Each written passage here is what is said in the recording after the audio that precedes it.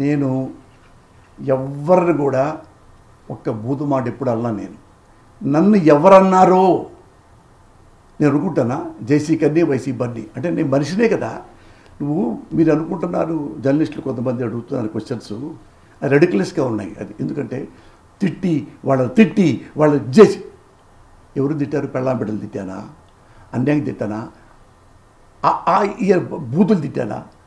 నేను క్వశ్చన్ చేస్తే నా కుటుంబాన్ని అమ్మనా బూతులు తిట్టారు వాళ్ళనే నేను మాట్లాడాను.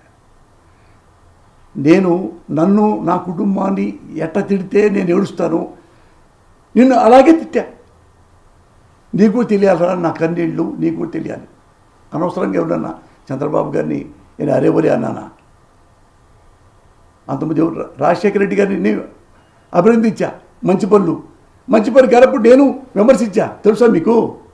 చూడండి, ఉంటుంది ఆంధ్రజ్యోతిలో ఉంటుంది పేపర్.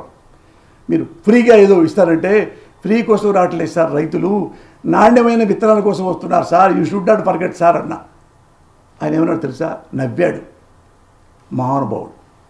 నీలాగా మాట్లాడలా. అప్పుడు తిట్టావుగా నువ్వా, ఇప్పుడు ఇట్టాపేంటి నువ్వా అన్నారా? చంద్రబాబు పొగిడా, అప్పుడు పొగిడావు ఎందుకో, ఇప్పుడు ఎందుకు తిడుతున్నావు ఎందుకో?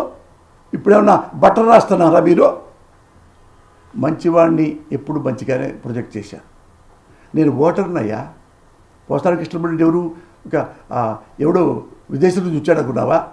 హసీనా గారు ఎలాగా బంగ్లా ప్రధాని పారిపోయి ఇండియాకి వచ్చినట్టు నేను ఎక్కడి నుంచి వచ్చాను అనుకున్నావా? ఈ దేశంలో పుట్టి పెరిగా, ఈ దేశంలో నాకు ఓటు ఉంది, ఈ దేశానికి నేను పౌరుణ్ణి. నేను క్వశ్చన్ చేయకూడదా? అదే అంటున్నాను. ప్రజలందరినీ కొడుతున్నారు, ప్రజలందరూ వీళ్ళనే ముఖ్యమంత్రులు చేస్తారు, వీళ్ళనే మంత్రులు చేస్తారు. వాళ్ళ చేతుల్లోనే ప్రజలు తన్నులు తింటున్నారు, వాళ్ళ చేతుల్లోనే వీళ్ళు హింసించబడుతున్నారు, జైలుకి వెళ్ళబడుతున్నారు. ఒరే నువ్వు బాగుంటావని చెప్పి నీకు ఓట్లేసాను కదరా, ఇప్పుడు నీకు ఓటే లేదు, వేరే వాడికి వేసానని చెప్పి నన్ను కొట్టి జైల్లో పెడుతున్నావా అని ఏడుస్తున్నారే. The crying like anything. నాకు అదే గతి పట్టనివ్వండి. ఊరికే పోసాని కృష్ణమురళి ఊరికే బలుపుతో వీళ్ళని తిట్టాడు అని ఒక్కటి చెప్పండి అన్న. ఇప్పుడు రాజకీయాలు మానేసే కదా, ఇప్పుడు ఈ కుటుంబం కూడా మానేసి ఈ రాష్ట్రం నుంచి వెళ్ళిపోతాం. దానికి శిక్షగా నువ్వు అన్యాయంగా తిట్టావు, అన్యాయంగా విమర్శించావు అని మీరెవరన్నా ఒక్కరన్నా ఏ జర్నలిస్ట్ అయినా వచ్చి చూపించబరు.